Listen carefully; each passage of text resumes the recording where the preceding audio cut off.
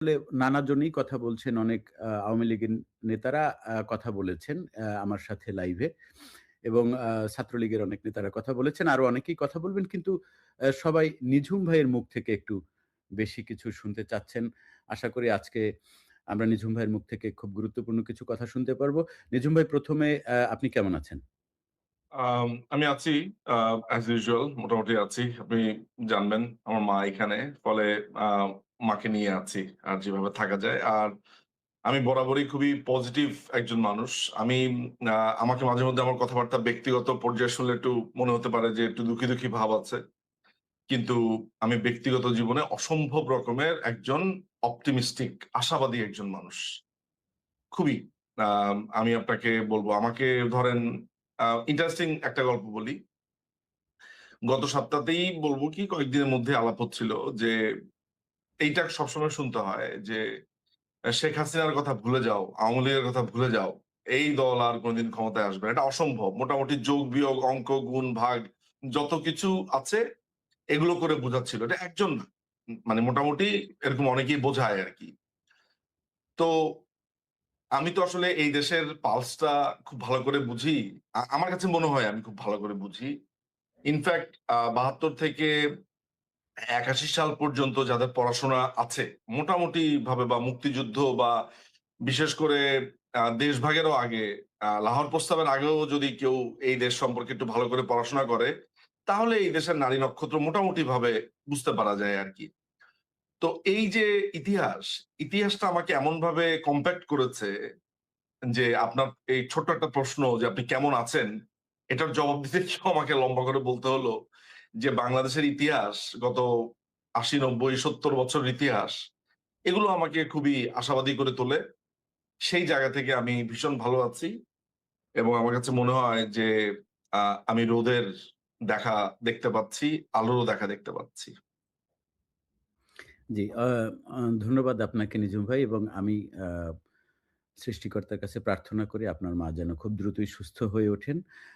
নিঝুম ভাই আমি সরাসরি আপনার কাছে একটি প্রশ্নে চলে যাই। সেটি হচ্ছে অনেকগুলো মিথ্যে অভিযোগ আওয়ামী লীগের মাথায় চেপে বসেছে, চাপিয়ে দেওয়া হয়েছে এবং সেই সাথে উম আওয়ামী লীগের কার্যক্রম নিষিদ্ধ করা হয়েছে এবং সেটা অনেক আগে এবং এটার ধারাবাহিকতা বজায় রাখতে গিয়ে যে মুসলেকা সরকার বলে যাকে আমরা চিনি, সেই মুসলেকা রহমান সেটিকে আবার বজায় রেখেছেন এবং তার উচিত ছিল হয়তো এটিকে যদি উনি একজন পজিটিভ রাজনীতিবিদ হতেন তাহলে এটির ওইখানেই শেষ করে দেওয়ার কথা ছিল। কিন্তু সেটা তার যেটা ভালো মনে হয়েছে সে সেটা করেছে। নিঝুম ভাই, শেখ হাসিনার বাংলাদেশে ফেরা এটা অনেক বড় একটা বিষয়। অনেক বড় একটা বিষয় এবং যখন উনি ঘোষণা দিয়েছেন যে ডিসেম্বরে উনি ফিরবেন। আমি এক কথায় বলতে গেলে অনেকের পাতলা পায়খানা হচ্ছে এটা দেখতে পাচ্ছি। নিঝুম ভাই আমার প্রশ্ন হচ্ছে বাংলাদেশ আওয়ামী লীগ সেই তৃণমূল পর্যায় থেকে শুরু করে একদম আ নেতৃস্থানীয় পর্যায়ে এদের প্রস্তুতি কতখানি আসলে? এটি যদি একটু আপনার মুখ থেকে আমরা শুনতে চাই। বা একটু যদি আপনি বলেন। আচ্ছা। এখানে আমার কাছে মনে হয়েছে যে প্রশ্ন আপনি ৩ টা করেছেন আসলে। একটা প্রশ্ন আমি যেটা বুঝতে পেরেছি সেটা হচ্ছে যে মাননীয় প্রধানমন্ত্রী শেখ হাসিনার ফেরা, এটা একটা ইস্যু আলাদা ইস্যু হতে পারে। রাইট, 2nd যে ইস্যুটা সেটা হচ্ছে যে বাংলাদেশ আওয়ামী লীগের প্রস্তুতি, 3rd হচ্ছে বাংলাদেশ আওয়ামী লীগের তৃণমূল। আমি এভাবেই জিনিসটাকে একটু ভাগ করে নিলাম আসলে। প্রথমত হচ্ছে যে আম আপনি যদি এইভাবে কল্পনা করেন আরকি যে একটা দেশ কোথায় দাঁড়িয়ে আছে? একটা দেশ আমরা ক্লাস 8 বা 9 এ একটা ইংলিশ ফর টুডে আমাদের তখন ইংরেজি বইয়ের নাম ছিল। এটা একেবারে ৯০ দশকের গোড়ার দিকের ঘটনা। ৮০ র দশকের শেষেও এই একই সিলেবাস গুলো ছিল আসলে। 86 এর সিলেবাসই আমরা পড়েছি।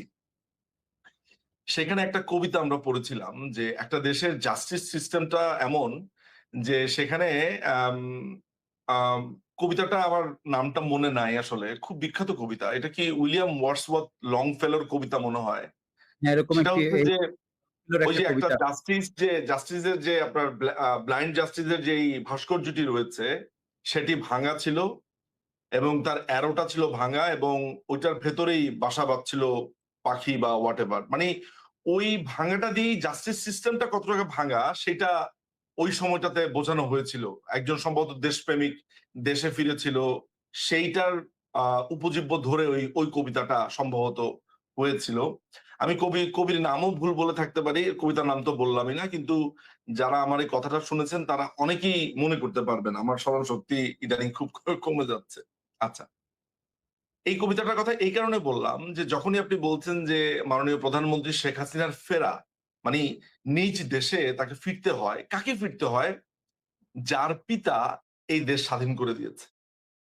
এই দেশের রূপকার যার পিতা, যার নেতৃত্বে মানে অর্থাৎ সাধারণ জনগণের নেতা তো তিনি ছিলেন।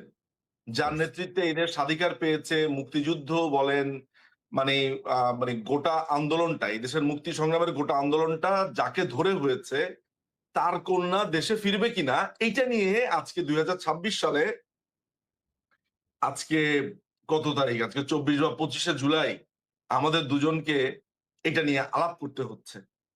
এতে এতে করেই আপনি একটা দেশ কি অবস্থার মধ্যে আছে সেটা আপনাকে বুঝতে হবে।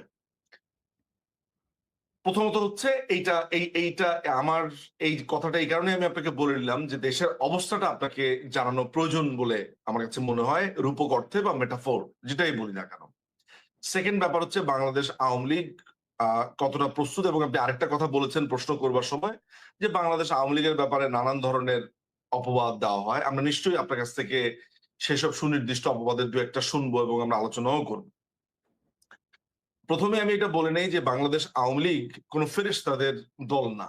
আমরা যারা এই দলের অনুরাগী, সমর্থক, আমরা কখনো দাবি করি না যে বাংলাদেশ আওয়ামী লীগ হচ্ছে একটা ফেরেশতাদের দল, একটা ইউটোপিয়ান পার্টি, যেই পার্টি আসলে কোনো ভুল থাকতে পারে না। এই পার্টি সবকিছুই ভালো, সবকিছুই তার কাজ সঠিক হয়েছে। এমন আমরা কখনো দাবি করাও উচিত না। এর কারণ হচ্ছে ৭৭ বছরের পুরনো একটি দল। এই দল তার চলার পথে অনেক ধরনের সিদ্ধান্ত নিয়েছে।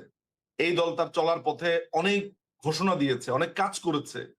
তার যে ফুল জার্নি মানে তার টোটাল জার্নিটাকে আপনি যদি আ আমরা আইনের ভাষাতে একটা কথা বলি যে আপনি বিভাজন করে দেখবেন মানে আলাদা, আলাদা করে দেখবেন নাকি আইসোলেশন এ দেখবেন। আমি বাংলাদেশ আওয়ামী লীগের জার্নিটাকে খুবই আইসোলেশন এ দেখতে চাই। অর্থাৎ একত্রে আমি জিনিসটাকে দেখতে চাই। কেমন? আমাদের হোম অফিসের কিছু ইন্টারেস্টিং ভাষা আছে সেখানে আমি প্রয়োগ করলাম ইংল্যান্ডের। এই জার্নিটাতে বাংলাদেশ আওয়ামী লীগের ভুলভ্রান্তি থাকবে। সেগুলো নিয়ে আমরা অনেক আলোচনা করতে পারবো এবং করা উচিতও। আমাদের নিজেদের ঋদ্ধ হওয়ার জন্য, আমাদের নিজেদের ভবিষ্যতের জন্য, আমাদের ভুলগুলো, আমাদের যে ভালো কাজগুলো সেটা আরো কত ভালো হতে পারে সেইটাও আলোচনা করা। অর্থাৎ খারাপ তো আলোচনা করবোই, ভালোটাও আলোচনা করা, সেটাকেও সমালোচনাতে বিদ্ধ করে সামনে আগানো এগুলো সবকিছুই প্রয়োজন। আমি মনে করি এই দলটাকে যদি আমি আইসোলেশন এ দেখি, পুরো অ্যাজ এ হোল দেখি, তাহলে আমার দল সম্পূর্ণভাবে, আমাদের দল সম্পূর্ণভাবে প্রস্তুত। আমাদের দলের কাঠামোগত, আমাদের দলের আ ধরেন আক্রমণগত গত ২ বছরে প্রচুর সমস্যা আছে। আমাদের ৪-৫ লক্ষ কর্মী জেলে গেছে, জামিন হয়েছে। আমাদের এখনো প্রায় ১-১৫০ আমাদের সংসদ সদস্য কারাগারে রয়েছে। তারপরে অ অনেক সংসদ সদস্য আ নানান জায়গাতে তারা অবস্থানে রয়েছেন। তাদের ঘর-বাড়ি পুড়িয়ে দেওয়া হয়েছে। প্রায় এখনো পর্যন্ত হিসাবে বলছে ৩৫০ র উপরে মানুষ জেলেই মৃত্যু হয়েছে আওয়ামী লীগের নেতাকর্মীদের। ছাত্রলীগের উপরে বিশেষ করে বলব যে বাংলাদেশ আওয়ামী লীগের প্রাণ, আমি যাকে প্রাণ ভোমরা বলি, সেই ছাত্রলীগের কর্মীদের উপরে যে কি ভয়ংকর অত্যাচার হয়েছে, এটা ভাষায় প্রকাশ করা অসম্ভব। অনেকেই মকারি করেছে। গত ২ বছরে আমরা টেলিগ্রাম যে চ্যানেলটি আছে সেখানে আমরা প্রচুর বৈঠক করেছি, মিটিং করেছি। ইনফেক্ট আজকেও কয়েকটা প্রোগ্রামে আমার দাওয়াত ছিল। আমি নানান কারণেই সেখানে যেতে পারিনি। সবকিছু মিলিয়ে বাংলাদেশ আওয়ামী লীগ কিন্তু গত ২ বছরে মানে আমি খালি অবাক হয়ে দেখলাম যে এই দলের তৃণমূল। ধরেন আমি আমি নিজেকে বলব যে এলিট শ্রেণীরই আমি আ প্রতিনিধি করি। আমি ধরেন যদি নিজেকে এটা সমালোচনার সুর আসলে। যে আমি যদি নিজেকে ওই অর্থে আমি ধরি, তাহলে এই দলের আমি কেউ না আসলে। এই দলের কেউ না। এই দলের কেউ কারা জানেন? ওই ক্ষেতে যারা ফসল ফলায়, যাদের মাটিতে সোঁদা মাটির গন্ধ লেগে আছে, অর্থাৎ ধান বুনছে, ওই কৃষক। ও আপনাকে সারাক্ষণ বঙ্গবন্ধু, জাতির জনক এগুলো আপনাকে আলোচনা করবে না।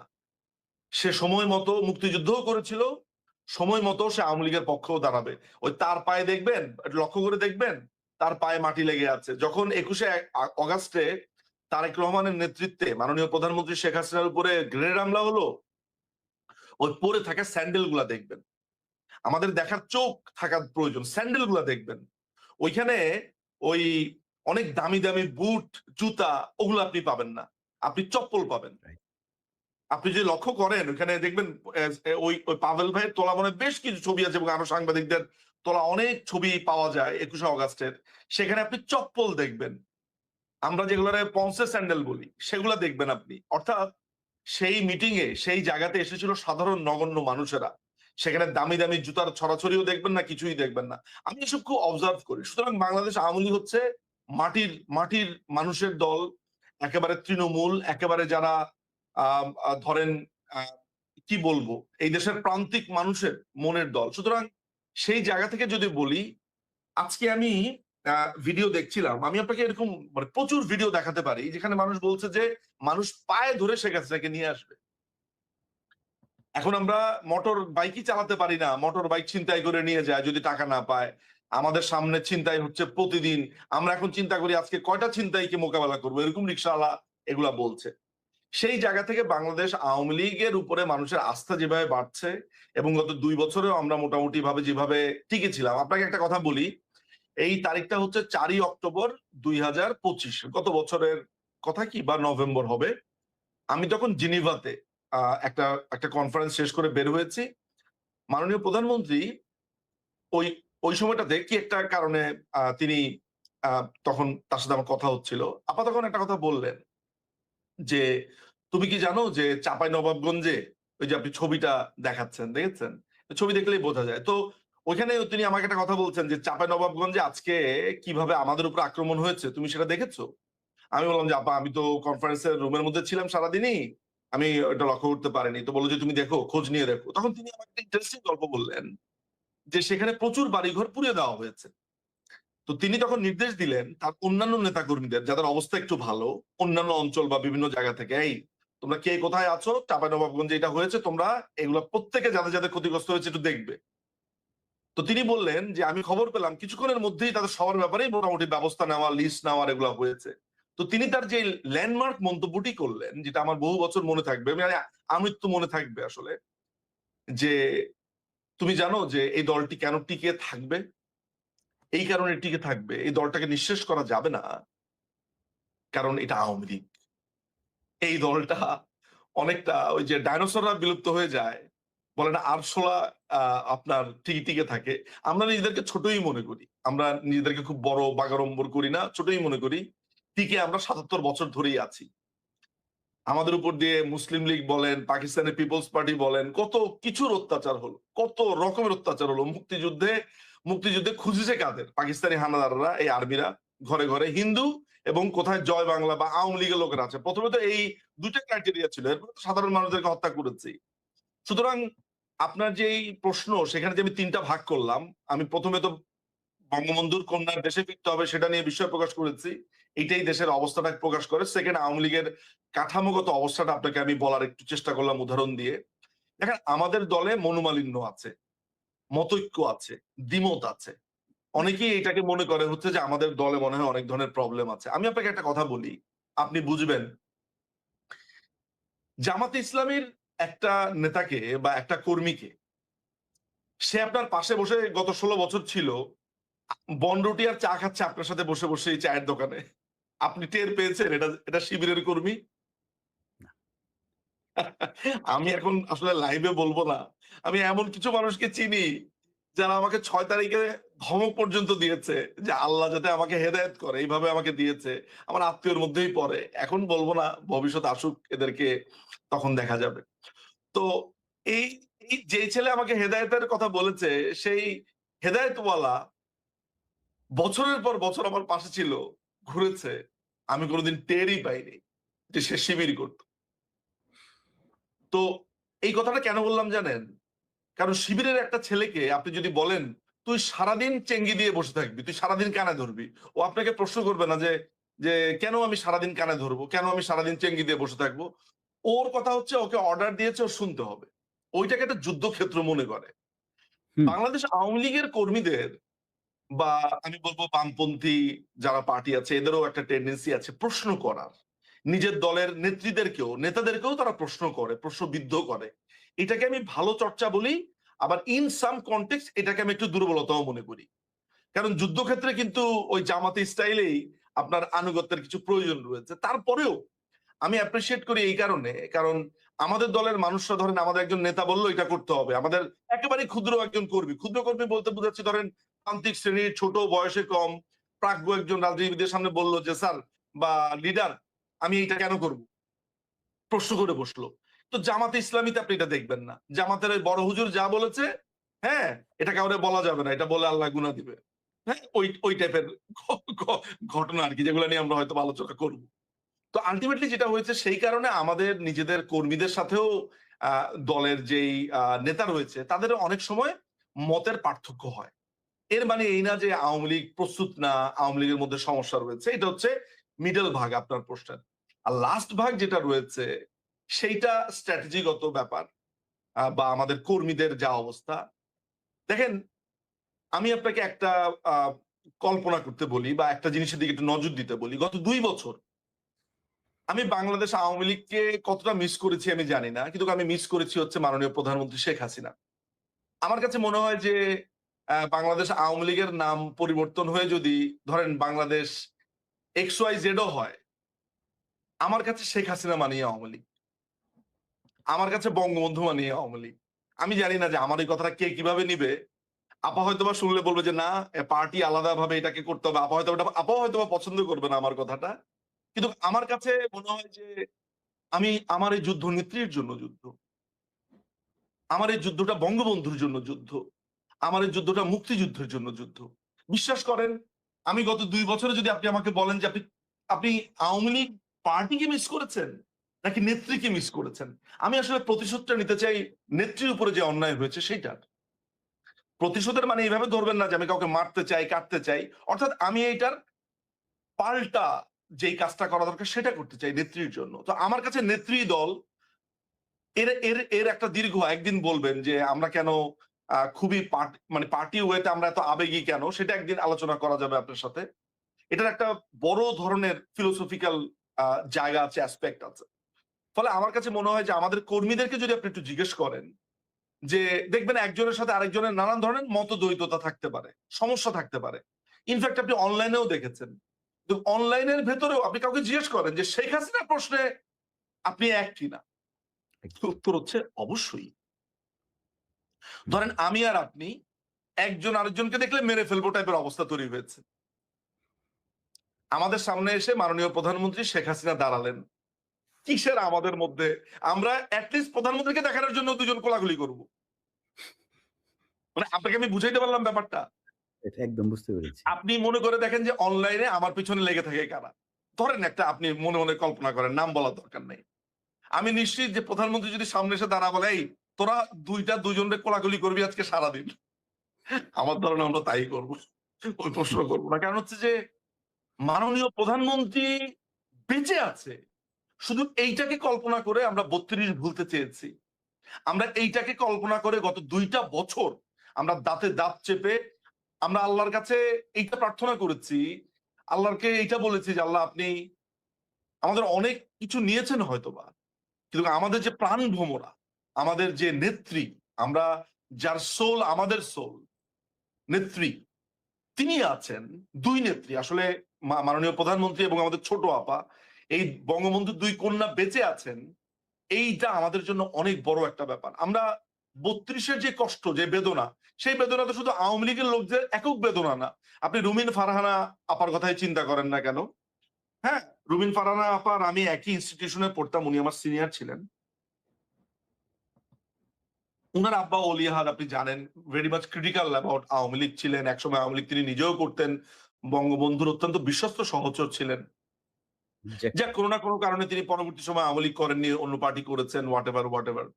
কিন্তু আজকে রুমিন আপাও যখন একটা মানে একেবারে বিএনপি থেকে মুক্ত হলেন, তখন তো তিনি অনেক কথা বলতে পারেন যেটা আগে বলতে পারতেন না। হুম, তিনি হুম, হুম, হুম। বলেছেন যে ৩২ কেন ভাঙতে হলো? অর্থাৎ এই বেদনাটা এন্ড অফ দ্য ডে তে কিন্তু তাকে আমি আমি আমার কাছে কেন জানি মনে হয় কি জানেন?